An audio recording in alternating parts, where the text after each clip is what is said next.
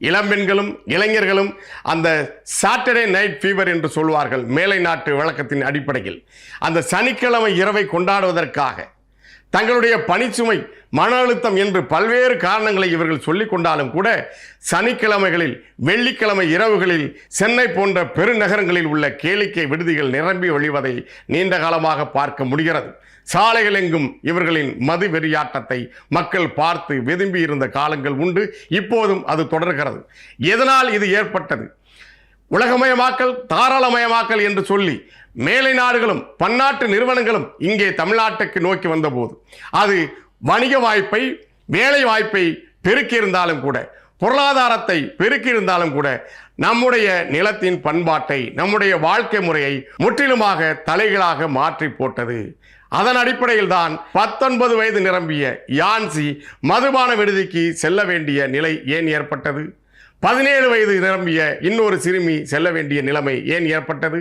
இவர்களுக்கு மதுதான் எல்லாவற்றுக்கும் தீர்வு என்கிற அந்த எண்ணம் எப்படி ஏற்பட்டது?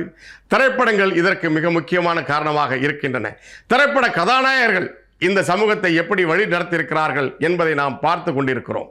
இவர்கள் புகைப்பிடிப்பது, மது அருந்துவதை மிக எளிமையான, மிக இனிமையான, மிக மரியாதையான, மிக கௌரவமான, போற்றி பாதுகாக்கக்கூடிய, போற்றி வழிபடக்கூடிய, போற்றி வணங்கக்கூடிய ஒரு பழக்கம் போல திரைப்படங்களிலும் பொது வாழ்க்கைகளிலும் அவர்கள் வெளிப்படுத்தியதன் விளைவாக சமூகமே இதை பின்பற்ற தொடங்கி இருக்கிறது. குறிப்பாக இளைஞர்கள், ஜென்சி என்று சொல்லப்படுகிற இந்த தலைமுறை அதை எளிதாக பின்பற்றி அதற்கு அடிமையாக தொடங்கியிருப்பதை நாம் பார்க்கிறோம். ஊடகங்களும் சமூக வலைத்தளங்களும் பல்வேறு செய்திகளை இந்த மரணங்கள் குறித்து பரப்பிக் கொண்டிருக்கிறார்கள்.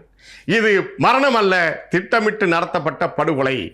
அந்த காரில் வந்த 6 பேரும் ஒரு குறிப்பிட்ட கட்சியை, இன்னும் குறிப்பாக ஊடகங்களில் சிலர் சொல்வதை வைத்து பார்க்கின்ற பொழுது திராவிட முன்னேற்ற கழகத்தை சேர்ந்த குடும்பத்தை சேர்ந்தவர்கள் அந்த காரில் திமுக கொடி இருந்தது, அதை கோயம்பேடு வணிக வளாகம் அருகில் சென்று அவர்கள் அந்த கொடியை அப்புறப்படுத்தினார்கள் என்றெல்லாம் பேசுவதை பார்க்க முடிகிறது. யாராக இருந்தாலும், அது எந்த கட்சியை சேர்ந்தவர்களாக இருந்தாலும் அவர்கள் கொலை குற்றவாளிகள். இதற்கு அந்த கட்சி பொறுப்பேற்குமா என்றால் பொறுப்பேற்க முடியாது. அந்த பண்புக்கு, இப்படியான பாழடைந்த அந்த சீரழிந்த பண்பாட்டுக்கு அந்த கட்சி காரணமாக இருக்க முடியாது. ஆனால் அந்த இளைஞர்கள் செய்த தவறு 2 பெண்களின் வாழ்க்கையை நிர்மூலமாக்கி இருக்கிறது. அந்த பெண்களோடு இருந்த இளைஞரில் ஒருவன், அவன் சிறுவனாகத்தான் இருக்கான், அஸ்வத் என்கிற அந்த இளைஞன் சொல்வதை கேட்கின்ற பொழுது இந்த நாடும் இந்த சமூகமும் எங்கே சென்று கொண்டிருக்கிறது என்ற கவலை மேலோங்குகிறது.